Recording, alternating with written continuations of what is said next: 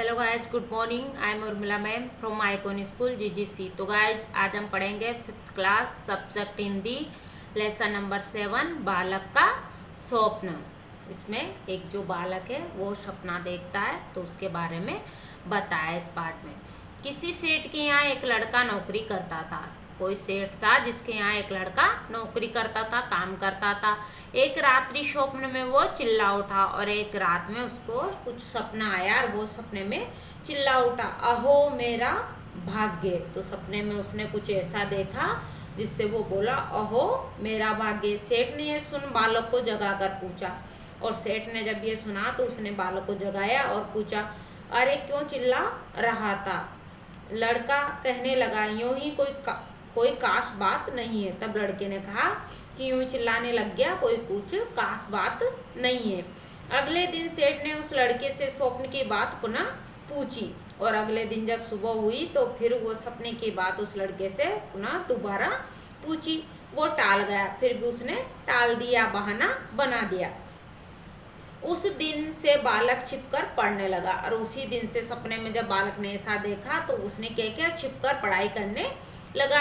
एक दिन सेठ ने कहा, सुन रे लड़के, आज या तो तू स्वप्न की बात बता दे या मेरे यहाँ काम करना बंद कर दे। तो अगले दिन जब सेठ ने कहा कि लड़के सुन, या तो तू अब जो सपने में तूने देखा वो मुझे बता या फिर मेरे यहाँ काम करना बंद कर दे। लड़का चतुर तथा होनहार था, और लड़का कैसा था? चतुर तथा होनहार था। उसने नौकरी छोड़ दी, उसने वहां से नौकरी छोड़ दी सेठ के यहाँ से। उसने पढ़ाई चालू रखी, और फिर भी उसने अपनी पढ़ाई चालू रखी, जारी रखी। इसी बीच उसे गांव के जमींदार के यहाँ नौकरी मिल गई, और इसी बीच जब सेठ ने नौकरी से हटा दिया तो गांव का जो जमींदार था उसके यहाँ उसे नौकरी मिल गई। एक दिन सेठ जमींदार के यहाँ कपड़े लेकर आया, और एक दिन जो सेठ था वो जमींदार के यहाँ कपड़े लेकर आया। उसने लड़के को वहाँ काम करते देखा। सेठ ने जमींदार को लड़के के स्वप्न और निकाले जाने की बात बता दी। तब उस सेठ था उसने जमींदार से कहा कि इसने सपने में कुछ ऐसा देखा और इसी बात से मैंने इसको निकाल दिया नौकरी से। इस पर जमींदार ने उसे बुलाकर कहा, इस पर जो जमींदार था उसने भी उसे बुलाया और कहा, लड़के, या तो तू मुझे अपने स्वप्न की बात बता दे, अन्यथा आज से मैं तुझे यहाँ से हटा दूंगा। उसने भी वही कहा जमींदार ने कि या तो मुझे अपने सपने में जो देखा वो बताओ, वरना मैं भी तुम्हें नौकरी से हटा दूंगा। परंतु वो लड़का धुन का पक्का और दृढ़ निश्चय था। परंतु लड़का क्या था? धुन का पक्का और दृढ़ निश्चय था। उसने कुछ न बताया और नौकरी से अलग हो गया, और उसने वहां भी नौकरी छोड़ दी और वो वहां से अलग हो गया। उसने अपना अध्ययन चालू रखा, और उसने फिर इसी बीच अपनी पढ़ाई चालू रखी। वह किसी प्रकार अपनी सूझबूझ से राजा के यहाँ साधारण नौकर होगा, और किसी प्रकार वह सूझबूझ अपनी समझदारी से राजा के यहाँ क्या है? एक साधारण नौकर हो गया। और फिर धीरे धीरे उन्नति करते करते एक दिन राजा का मंत्री बन गया, और धीरे धीरे नौकर से एक दिन क्या हुआ? उन्नति की, तरक्की की सूझबूझ से वो एक दिन राजा के यहाँ मंत्री बन गया। अकस्मात, अचानक एक दिन वही जमींदार राजा के यहाँ आया, और फिर एक दिन क्या हुआ? वही जो जमींदार था वो राजा के यहाँ आ गया। उसने उससे पहचान लिया, और उसने वहां भी उसे पहचान लिया और राजा से सारी बात कह सुनाई, और फिर उसने वहां भी राजा से उसके बारे में सारी बात बता दी। राजा ने मंत्री को बुलाकर पूछा, मंत्री जी, आपने बहुत दिन पहले सेठ के यहाँ क्या स्वप्न देखा था? तो राजा ने उससे बुलाया और बोला कि मंत्री जी, आपने बहुत दिन पहले जब आप सेठ के यहाँ काम करते थे तो आपने सपने में क्या देखा था? आप या तो वो स्वप्न हमें बताइए या फिर दंड के लिए तैयार हो जाइए। या तो आप अपने सपने की बात हमें बताइए या फिर आप दंड पाने के लिए तैयार हो जाए। मंत्री ने स्वप्न बताने से इनकार कर दिया, और मंत्री जी ने स्वप्न बताने से इनकार कर दिया, मना कर दिया। राजा ने नाराज होकर मंत्री को कैद खाने में डाल दिया, और इसी बात से राजा नाराज हो गया और उसने कैद खाने में डाल दिया, बंदी गृह में डाल दिया। कुछ दिन बाद पड़ोसी राजा ने इस राजा पर चढ़ाई करने की सोची, और कुछ ही दिन बाद जो पड़ोस का राजा था उसने उस राजा के ऊपर चढ़ाई करने की सोची। उसने सीमा पर अपनी सेना भी जमा कर ली, और उसने जो सीमा थी उस पर भी अपनी सेना को इकट्ठा कर ली। उसने इस राजा तथा मंत्रियों की चतुराई जानने के लिए 2 घोड़ियां भेजी, और राजा तथा उसके मंत्रियों की चतुराई जानने के लिए उसने क्या किया, पड़ोसी राजा ने 2 घोड़ियां भेजी और पूछवा है कि इनमें माँ कौन सी है और बेटी कौन सी है। और उन्होंने कहा कि ये जान बताइए हमें कि इनमें माँ कौन सी है और बेटी कौन सी है। सभी ने अपनी अपनी बुद्धि लगाई और समस्या का कोई हल न कर सका, और सभी ने अपनी अपनी दिमाग लगाया पर समस्या का कोई हल ना हो सका। राजा का नौकर बंदी मंत्री को नित्य भोजन देने जाता था, और राजा का जो नौकर था वो बंदी जो मंत्री था उसको रोज भोजन देने जाता था। उसने सारी बात मंत्री को बताई। राजा की परेशानी सुनकर मंत्री कहने लगा, और राजा की ये परेशानी जानकर मंत्री कहने लगा, ये कौन कठिन बात है, कि ये कौन सी कठिन बात है। दोनों को नदी में नहलाने ले जाओ, दोनों घोड़ियों को क्या करो, नदी में नहलाने ले जाओ। जो पहले आगे नदी में घुसे वही माँ है, और जो पीछे चले वही बेटी। और अगर जो पहले नदी में घुसेगी वही माँ है और पीछे चलेगी वो बेटी है, क्योंकि माँ बड़ी है, माँ के उसी पे देखते हुए बेटी चलती है। तो वो जैसे माँ आगे जाएगी तो बेटी भी पीछे पीछे आ जाएगी। इसके बाद उसी प्रकार के 2-3 प्रश्न राजा ने भेजे, और उसी प्रकार 2-3 प्रश्न और राजा ने मंत्री जी के पास भेजे। मंत्री ने सबको हल कर दिया और मंत्री ने उन सबका जवाब दिया। पड़ोसी राजा ने ये सोचकर कि हमें हराना कठिन है, और पड़ोसी राजा ने ये सोच कर ली कि इसे हराना बहुत कठिन है। अपनी सेनाएं हटा ली और अपनी सेना वहां से हटा ली। उसने संदेशा भिजवाया कि जिस व्यक्ति ने मेरे प्रश्नों का हल किया है उससे मैं अपनी कन्या का विवाह करना चाहता हूँ। और उन्होंने अपना संदेशा भिजवाया कि जिस व्यक्ति ने मेरे इन प्रश्नों को हल किया है, जवाब दिया है, उससे मैं अपनी कन्या का विवाह करना चाहता हूँ, अर्थात अपनी पुत्री की शादी करना चाहता हूँ।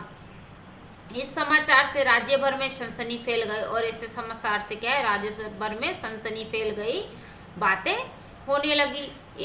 उस बंदी मंत्री को चारों ओर प्रशंसा होने लगी, और वो जो बंदी गृह में था, कैद खाने में, उस मंत्री की चारों तरफ प्रशंसा होने लगी। राजा ने उसे तुरंत मुक्त कर दिया, और राजा ने तुरंत उसे मुक्त कर दिया, छोड़ दिया। इसके बाद पड़ोसी राजा ने अपनी कन्या का विवाह उससे कर दिया, और इसके बाद क्या है, जो पड़ोसी राजा था उसने अपनी कन्या का विवाह उससे कर दिया। राजा ने मंत्री को अपना आधा राज्य भी दे दिया, और राजा ने क्या किया, मंत्री को अपना आधा राज्य दिया। इसके बाद इस राजा ने भी उसे बहुत सी चल और अचल संपत्ति भी दी, और इसके बाद राजा ने उसे और भी बहुत सी चल और अचल संपत्ति भी दी। कुछ दिन बाद एक दिन प्रातः काल इस मंत्री राजा ने दोनों राजाओं, जमींदार तथा सभी सेठ सभी को अपने यहाँ आमंत्रित किया।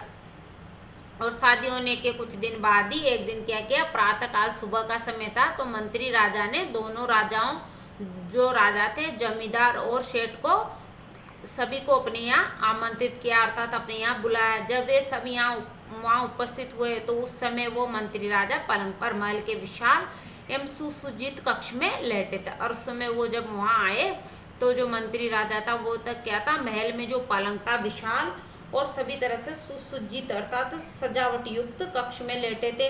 उनकी पत्नी उनके पास बैठी थी। इसके अतिरिक्त अन्य कई नौकर भी उनकी सेवा में जुटे थे। चारों व्यक्ति भी उसके आसपास बैठे थे।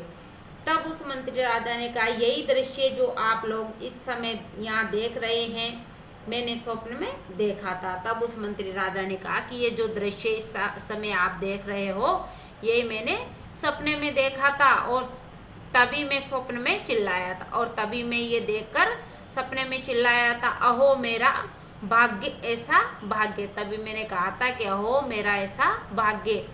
मैंने तभी ये बात आप लोगों को बता दी होती तो आप में से कोई भी इसे पूरा न होने देते। और तब उसने कहा कि अगर मैं ये बात आपको पहले बता देता तो आप लोग इससे कभी पूरा नहीं होने देते। हो सकता है कि ईर्ष्या, लोभ और अपमान के वशीभूत आप मुझे मौत के घाट भी उतार देते, और हो सकता है कि ईर्ष्या, जलन और लोभ, लालच और अपमान के वशीभूत होकर आप मुझे मौत के घाट उतार देते, अर्थात मेरी मृत्यु हत्या करवा देते। सच यही कि अपने मस्तिष्क में जो विचार आए उसकी व्यर्थ चर्चा न करते हुए उन्हें योजनाबद्ध तरीके से पूर्ण करने में जुट जाना चाहिए। अर्थात सच बात यह है कि जब भी अपने मस्तिष्क में या हम कोई सपना देखते हैं तो उसकी व्यर्थ चर्चा न करते हुए, अर्थात उसको जो भी हमने देखा उसको हमें किसी को नहीं बताना चाहिए। व्यर्थ चर्चा न करते हुए उन्हें योजनाबद्ध ये योजनाबद्ध तरीके से पूर्ण करने में जुट जाना चाहिए, अर्थात जो देखा है उसे पूरा करने में तैयार हो जाना चाहिए। कर्म, कठोरता, लग्न और निष्ठा से कोई भी व्यक्ति महान बन सकता है, अर्थात इंसान के कर्म अच्छे हो, कठोरता हो, लग्न हो करने की, और निष्ठा हो, कर्तव्य हो, तो कोई भी व्यक्ति महान बन सकता है। और इसकी लेखिका है निरुपमा कश्यप। शब्द अर्थ: स्वप्न, सपना, चतुर, चालाक, अकस्मात, अचानक, दंड, सजा, समस्या, उलझन, अचल संपत्ति, स्थायी संपत्ति, विशाल, बड़ा, सज्जित, सजाया हुआ, अतिरिक्त, अलग, भिन्न, दृश्य, जो दिखाई दे रहा है वो, ईर्ष्या, जलन, वशीभूत, वश में किया हुआ, योजनाबद्ध, योजनानुसार, विधिवत, निष्ठा, आस्था, श्रद्धा, कर्म, कार्य, काम आदि। सोचे और बताए। राजा के प्रश्नों को किसने हल किया था? तो राजा के प्रश्नों को किसने हल किया था? राजा के प्रश्नों को बंदी मंत्री ने हल किया था।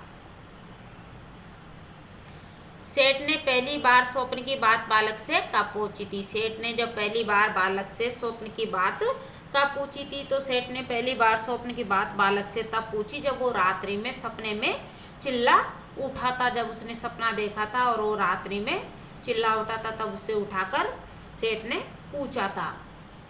क्वेश्चन नंबर 3 है, राजा ने मंत्री से कितने प्रश्न पूछे थे? तो राजा ने मंत्री से 3 प्रश्न पूछे थे। क्वेश्चन नंबर 4, स्वप्न का बालक पर क्या असर हुआ? स्वप्न का बालक पर क्या असर हुआ? स्वप्न देखने के बाद बालक दृढ़ निश्चय होकर अपने लक्ष्य को पाने के लिए मेहनत करने लगातार था। जब उसने सपना देखा तो वो उस सपने को पूरा करने के लिए करना शुरू कर दिया था। लिखे। क्वेश्चन नंबर 5 है, सही उत्तर का क्रमाक्षर छांटकर कोष्टक में लिखिए। सही उत्तर का क्रमाक्षर छांटकर कोष्टक में लिखिए। सेठ ने उस लड़के से स्वप्न की बात पुनः पूछी पर वह टाल गया। उस दिन के बाद से बालक क्या करने लगा? तो बालक छिप गया, बालक भाग गया, बालक छिपकर पढ़ने लगा, बालक नौकरी छोड़कर चला गया। तो इसका सही उत्तर है बालक छिपकर पढ़ने लगा। जमींदार ने बालक को बुलाकर कहा। जमींदार ने बालक को बुलाकर क्या कहा? नौकरी छोड़ने को, काम करने को, बाजार जाने को, स्वप्न की बात बताने को। तो क्या कहा था? स्वप्न की बात बताने को कहा था उसने। रिक्त स्थान की पूर्ति कीजिए। रिक्त स्थानों की पूर्ति करें। अध्ययन, अकस्मात, साधारण, नौकर और सूझबूझ। एक दिन वही जमींदार राजा के यहाँ आया। तो अकस्मात एक दिन वही जमींदार राजा के यहाँ आया। उसने अपना अध्ययन चालू रखा। वह किसी प्रकार अपनी सूझबूझ से राजा के यहाँ साधारण नौकर हो गया। तो पहले में आएगा अकस्मात, दूसरे में आएगा अध्ययन और सूझबूझ और साधारण नौकर हो गया। लड़के का स्वभाव कैसा था? लड़के का स्वभाव कैसा था? लड़का स्वभाव से कैसा था? तो लड़का धुन का पक्का और दृढ़ निश्चय था। लड़के का स्वभाव कैसा था? धुन का पक्का और दृढ़ निश्चय था। जमींदार ने बालक से क्या कहा? जमींदार ने बालक से क्या कहा? तो जमींदार ने उसे बुलाकर कहा कि लड़के, या तो तू मुझे अपने स्वप्न की बात बता दे, अन्यथा आज से मैं तुझे यहाँ से हटा दूंगा, नौकरी से निकाल दूंगा।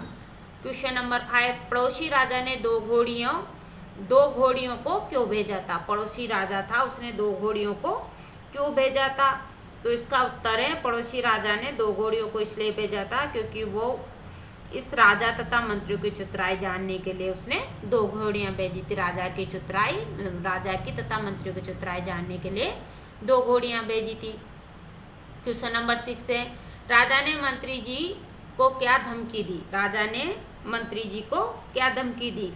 तो राजा ने मंत्री जी को धमकी दी कि आप या तो स्वप्न की बात हमें बताइए या फिर दंड के लिए तैयार हो जाइए। क्वेश्चन नंबर 7, राजा मंत्री से अपनी कन्या का विवाह क्यों करना चाहता था? राजा राजा मंत्री से अपनी कन्या का विवाह क्यों करना चाहता था? तो इसका उत्तर राजा मंत्री से अपनी कन्या का विवाह इसलिए करना चाहता था क्योंकि वो राजा की चतुराई और सूझबूझ से प्रभावित हुआ था, इसीलिए वो उसकी कन्या का विवाह मंत्री से करना चाहता था। क्वेश्चन नंबर 8 है, मंत्री को अपनी सूझबूझ और चतुराई का क्या लाभ हुआ? मंत्री को अपनी सूझबूझ और चतुराई का क्या लाभ हुआ? मंत्री को अपनी सूझबूझ और चतुराई का ये लाभ हुआ कि उसने पड़ोसी राजा ने अपनी कन्या का विवाह उससे कर दिया और राजा ने मंत्री को अपना आधा राज्य भी दे दिया। इसके बाद राजा ने उसे बहुत सी चल और अचल संपत्ति भी दे दी। क्वेश्चन नंबर 9 है, मंत्री राजा ने स्वप्न में क्या दृश्य देखा था? जो मंत्री राजा था उसने स्वप्न में क्या दृश्य देखा था?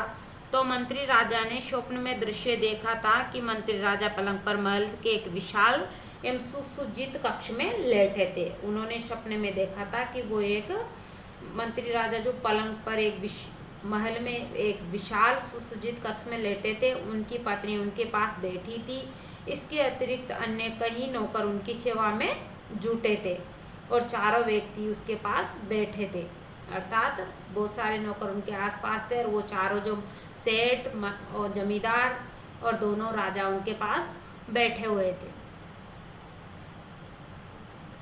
क्वेश्चन नंबर 10, लड़के के स्वप्न की बात सबको कब बताई? लड़के ने स्वप्न की बात सबको कब बताई? लड़के ने राजा बनने के बाद सबको अपनी स्वप्न की बात बताई, अर्थात जब वो लड़का राजा बन गया तब उसने अपने सपने में जो बात देखी थी वो सबको बता दी। इसमें 10 क्वेश्चन है, ये आप अपनी नोटबुक में राइट करोगे, लर्न करोगे। अब मिलेंगे नेक्स्ट चैप्टर।